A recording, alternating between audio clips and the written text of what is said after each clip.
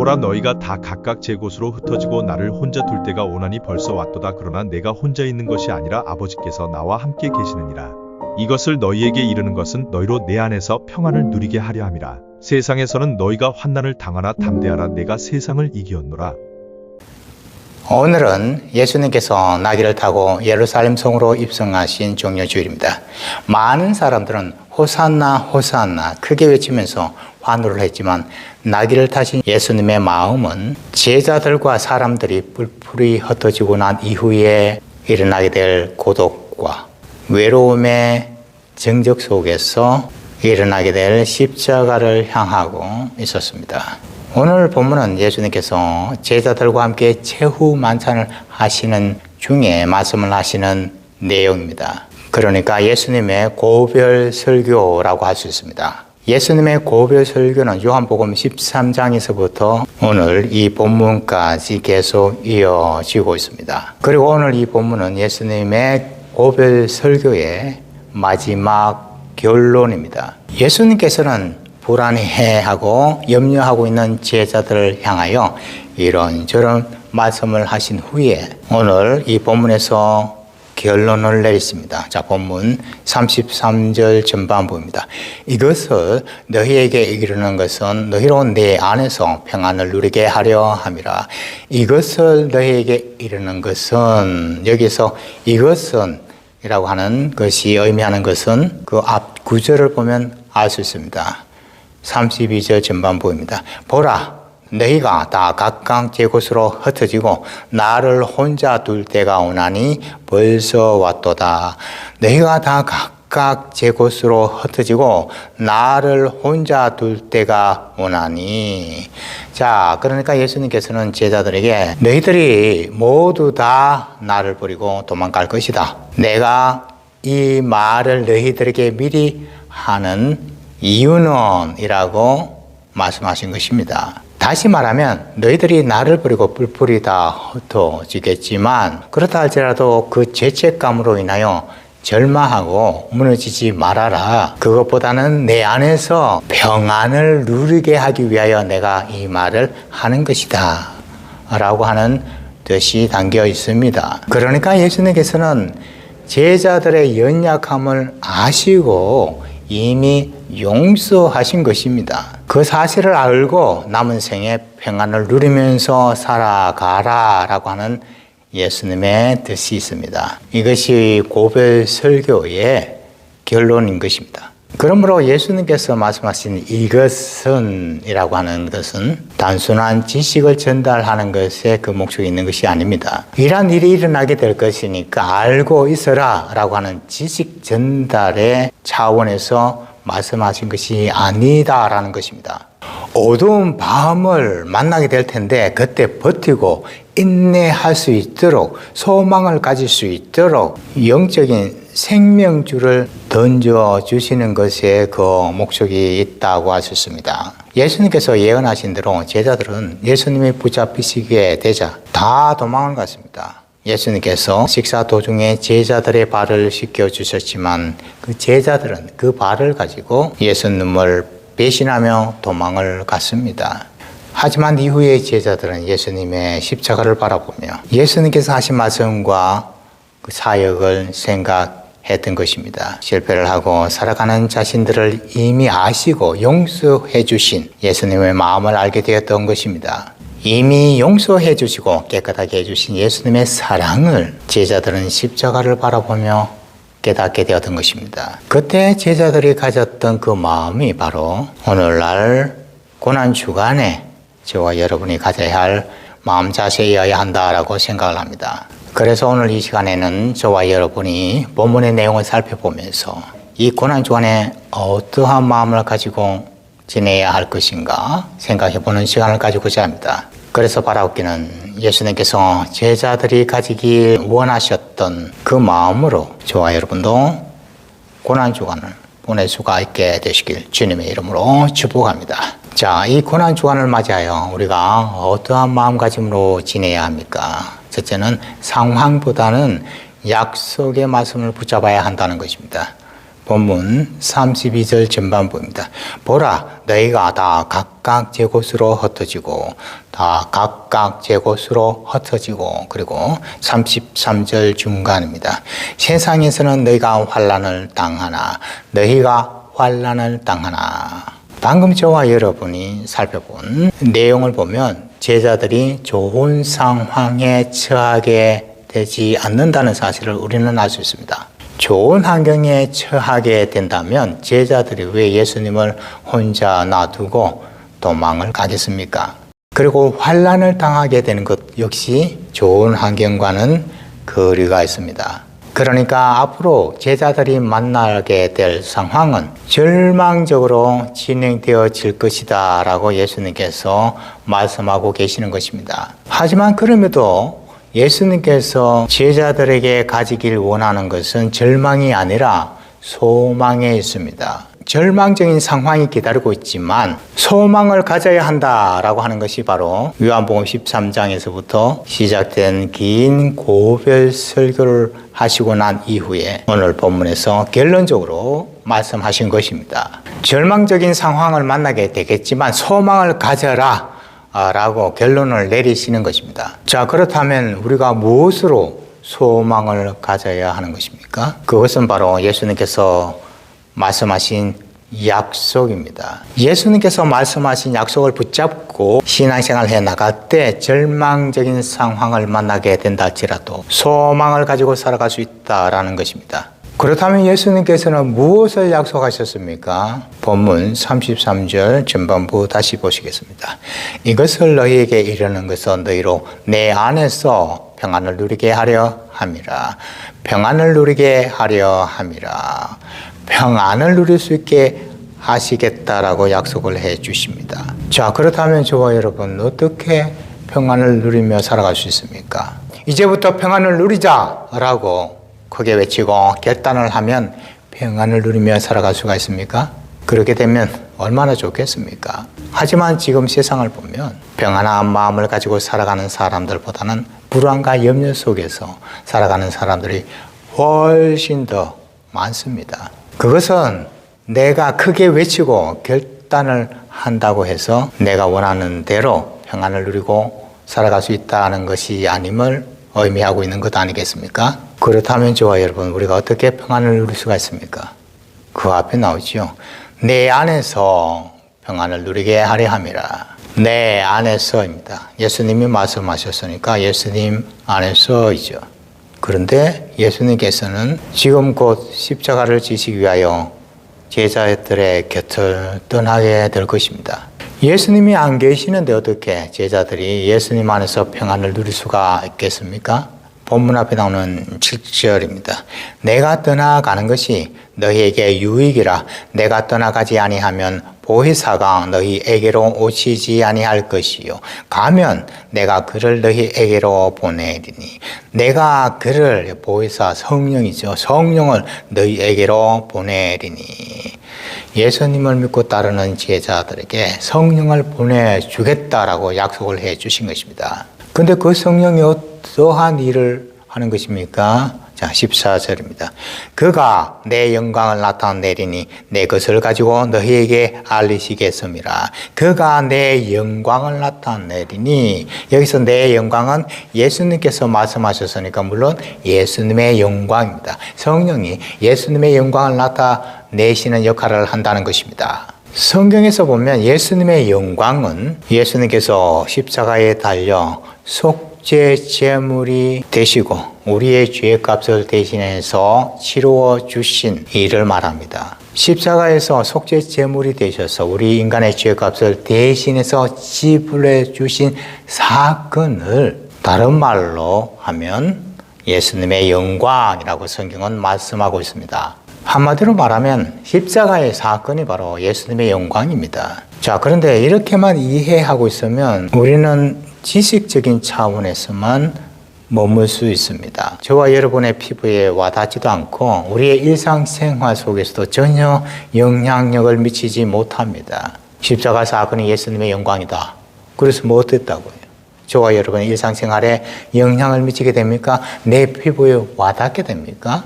그래서 이 영광이라는 단어를 일종의 조명과 같은 개념으로 우리는 한번 생각해 보아야 합니다. 다시 말해서 어두운 무대 위에 서 있는 주인공을 향하여 비추는 스포트라이트와 같다라고 생각할 수가 있습니다. 관중들은 스포트라이트 빛 자체를 보기보다는 그 비추는 빛 때문에 주인공의 표정과 몸짓을 선명하게 볼 수가 있게 됩니다. 이와 마찬가지입니다. 성령은 보이지 않는 빛처럼 우리의 마음속을 비추어 주십니다. 그래서 우리에게 예수님이 누구이신지, 그리고 예수님께서 하신 일이 얼마나 크고 위대한 것인지를 깨닫게 해 주십니다. 그러므로 성령 충만하게 된다는 것은 내가 대단해지는 것에 있는 것이 아니라 내 안에서 예수님이 가장 잘 나타내 보이게 되는 상태가 바로 성령 충만한 상태입니다. 자, 오늘 이 종려 주일부터 이번 주 토요일까지는 예수님의 십자가 사건을 기리고 묵상하는 고난 주간입니다. 세상 사람들의 눈에 예수님이 지신 십자가는 비참한 패배와 수치로 보입니다. 하지만 우리 믿는 성도들에게는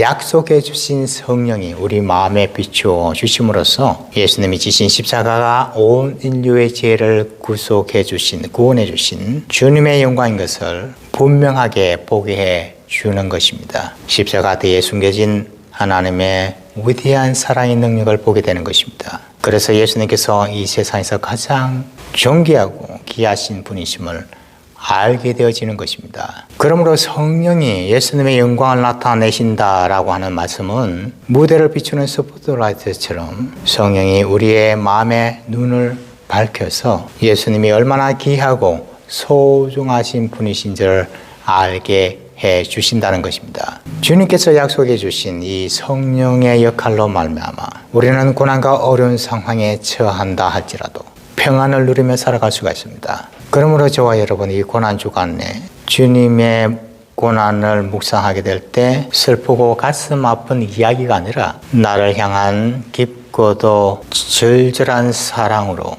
다가와 줘야 합니다. 그렇게 만약에 느껴진다면 그것은 바로 성령이 우리 안에서 예수님의 영광을 나타내고 있다라고 하는 분명하고도 확실한 증거입니다. 상황은 변할 수가 있습니다. 시간이 지나면서 더 나빠질 수가 있고 또 좋아질 수도 있습니다. 하지만 저와 여러분 신앙생활을 해나가는 동안에 우리는 내가 처한 상황이나 감정에 너무 집중하지 말아야 합니다. 상황은 변할 수가 있고 감정은 오늘 내일 달라질 수가 있기 때문입니다. 하지만 그 속에서 내가 너를 사랑한다. 그래서 내가 성령을 보내주겠다. 그 성령은 네가 어떠한 상황에 처해 있다 할지라도 나의 영광을 보게 하고 그래서 너에게 평안을 누릴 수 있게 할 것이다 라고 하신 이 주님의 약속은 달라지지 않습니다. 상황은 변하지만 약속은 변하지 않습니다. 감정은 흔들리지만 약속은 흔들리지 않습니다. 그러므로 저와 여러분 인생을 살아가다가 힘들고 어려움 중에 있다 할지라도 상황을 보지 마십시다. 주님께서 제자들에게 약속하신 그 약속의 말씀을 붙잡고 주님 안에서 평안을 누리며 살아갈 수가 있게 되시길 주님의 이름으로 축복합니다. 자, 이 고난 주간을 맞이하여 우리가 어떠한 마음가짐으로 지내야 합니까? 두 번째로 이미 확정된 승리를 붙잡아야 합니다. 본문 33절 후반부입니다. 세상에서는 너희가 환난을 당하나 담대하라 내가 세상을 이겼노라. 너희가 환난을 당하나. 우리가 인생을 살아가는 동안에 대부분 인생을 살아가는 것이 쉽지 않다라고 하는 사실을 잘 알고 있습니다. 많은 경험을 통해서 인생이 편안하고 수월한 것만 이루어지는 것이 아니다라는 사실을 알고 있습니다. 근데 우리가 내 이 경험을 통해서 인생이 쉽지 않다라는 사실을 알게 되기 이전에 이러한 일들을 계획하신 하나님이심을 성경 말씀하고 있습니다. 아담이 범죄한 이후에 하나님께서 이러한 인생을 우리에게 계획하시고 경영해 오셨다라고 성경은 말씀하고 있습니다. 이미 하나님이 계획하시고 경영하시기 때문에 인생에 환란이 있고 어려움이 있다라는 것을 성경은 말씀합니다. 성경은 저와 여러분, 우리 믿는 성도들에게 환란이나 어려움이 없게 해주겠다라고 약속해 주지 않습니다. 믿는 성도나 세상 사람들이나 다 똑같이 어려움을 당하고 힘든 일을 경험하며 살아가게 됩니다. 그 좋은 예가 바로 전쟁이 일어났을 때 겪게 되는 일 아닙니까? 지금 이스라엘과 미국이 연합해서 이란과 전쟁을 치르고 있습니다. 이러한 환경에서는 믿지 않는 사람이나 믿는 성도나 모두 다 힘들고 어려운 상황에 처하게 되는 것입니다. 이러한 상황에서 가장 중요한 것은 전쟁에서 승리해야 한다는 것이 있죠. 힘들고 어렵지만 전쟁에서 승리하게 되면 이것을 능가할 수 있는 보상이 주어지지만 그 반대로 전쟁에서 패배하게 된다면 지금보다 더 힘들고 어려운 일을 만나게 되기 때문입니다. 그래서 지금 전쟁 중에 있는 나라들마다 각각 자기들이 승리하게 된다라고 주장하며 전쟁을 치르고 있습니다. 그리고 힘들고 어려운 순간을 인내하면서 버티고 있는 것 아니겠습니까? 그런데 오늘 본문에서 예수님께서 제자들에게 말씀하신 환란은 모두 다 같이 겪게 되는 이러한 종류의 환란이 아닙니다. 우리가 세상에 속하지 않았기 때문에 겪게 되는 환란을 의미합니다. 세상을 거스르는 우리 믿는 성도들의 영적인 저항으로 인하여 겪게 되는 어려움을 의미하고 있습니다. 믿기 때문에 겪게 되는 어려움을 의미하고 있습니다. No cross, no crown 이라는 말이 있지 않습니까? 십자가 없이는 승리의 왕관도 없다라는 뜻입니다. 십자가가 없는 부활은 있을 수가 없습니다. 죽음이 없는데 어떻게 부활이 일어날 수가 있겠습니까? 십자가를 지신 예수님께서는 이미 예정되어 있는 승리를 바라보시면서 그 길을 가셨습니다. 우리도 마찬가지입니다. 우리가 가는 영적인 싸움은 이미 승리가 보장된 전투입니다. 본문 33절 마지막을 보시면 내가 세상을 이기었노라 라고 예수님께서는 승리를 선포하십니다. 이 말씀을 영어 성경으로 보시면 완료형으로 되어 있습니다. 전쟁은 이미 승리로 끝이 났다는 것입니다. 죄와 사망의 권세를 짓밟고 승리하시고 마침내 마침표를 찍으신 예수님이십니다. 그러므로 저와 여러분 이 고난을 주간을 지낼 때 단순히 예수님의 고난을 생각하며 슬퍼하고 마음 아파하는 것이 아니라 내가 세상을 이기었노라 라고 승리를 선포하신 그 예수님의 생전보를 내 가슴에 새기고 지내야 하는 것입니다. 저와 여러분 우리 인생에서 만나게 되는 고난이 아무리 커 보인다 할지라도 그 고난은 주님께 패배한 근세인 것을 우리는 믿어야 합니다. 우리는 승리를 위해서 싸우는 것이 아니라 이미 주님이 주신 승리 안에서 싸우고 있는 것입니다. 그래서 우리는 어떠한 상황에 처해 있다 할지라도 담대하게 생활해 나갈 수가 있습니다. 한 예로 저와 여러분 우리나라가 일본과 축구 경기를 했는데 뉴스를 통해서 우리나라가 3대1로 이겼다라고 하는 결과를 알고 있다라고 하십시다. 그 뉴스를 들었는데 몇 시간 후에 그 경기를 보게 된다면 그 경기 중에 위기가 닥친다 할지라도 우리는 걱정과 염려를 덜 하게 될 것입니다. 아니 오히려 더 즐기면서 그 순간을 보게 될 것입니다. 이미 그 시합에서 이겼다는 사실을 알고 있기 때문에 그렇죠. 하지만 그 결과를 모른다면 얼마나 긴장하고 마음 졸이며 그 순간, 위기 순간을 보겠습니까? 이미 승리한 것을 알고 있는 것과 그렇지 못한 것은 굉장한 차이가 있습니다. 이미 결과를 알고 있는 것과 그 결과를 알지 못하는 상황에서 우리가 위기와 어려움 속에서 가지는 그 마음 상태는 이렇게 차이가 있는 것입니다. 저와 여러분, 우리가 지난 시간 하는 동안에 이런저런 모양의 위기를 만날 수 있습니다. 하지만 이미 승리가 확정된 사실을 알고 있기에 담대하게 그 순간을 극복해 나갈 수가 있는 것입니다. 예수님께서 승리하신 그 길을 저와 여러분 예수님의 뒤를 따라가기만 하면 되는 것 아닙니까? 그래서 예수님께서는 담대하라 라고 말씀하십니다. 그러므로 바라옵기는 저와 여러분 남은 생애 동안 이미 확정된 승리의 길을 감사하며 걸어가시는 저와 여러분이 되시길 주님의 이름으로 축복합니다. 자, 고난주간을 맞이하여 우리가 어떠한 마음가짐으로 지내야 합니까? 세 번째로 혼자가 아닌 함께임을 알아야 합니다. 본문 32절입니다. 보라, 너희가 다 각각 제 곳으로 흩어지고 나를 혼자 둘 때가 오나니 벌써 왔도다. 그러나 내가 혼자 있는 것이 아니라 아버지께서 나와 함께 계시느니라.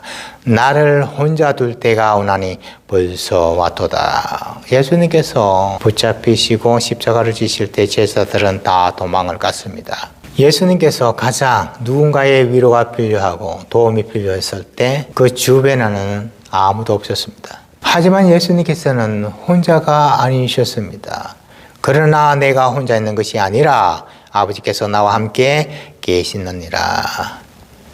하나님 아버지께서 예수님 자신과 함께 계심을 아신 예수님이십니다. 그런데 여기에서 우리는 이렇게 생각하는 경향이 종종 있습니다. 하나님이 자신과 함께 계시는 것을 아셨던 예수님이시기 때문에 그 위기의 순간을 아무렇지도 않게 담담하게 지낼 수 있었다라고 생각을 합니다. 그렇지 않아요. 예수님께서는 하나님의 아들이시기도 하지만 인간의 몸을 입고 오신 사람이 되십니다. 완전한 하나님이시기도 하시지만 완전한 사람이 되시는 분이 예수님이십니다. 그러므로 사람으로서 겪어야 하는 두려움과 슬픔과 고독은 예수님께서도 겪으셨던 것입니다. 우리는 그 모습을 예수님께서 겟세마네 동산에서 기도하실 때 잘 볼 수 있습니다. 그 당시에 예수님께서는 어떠한 마음가짐을 가지고 계셨습니까?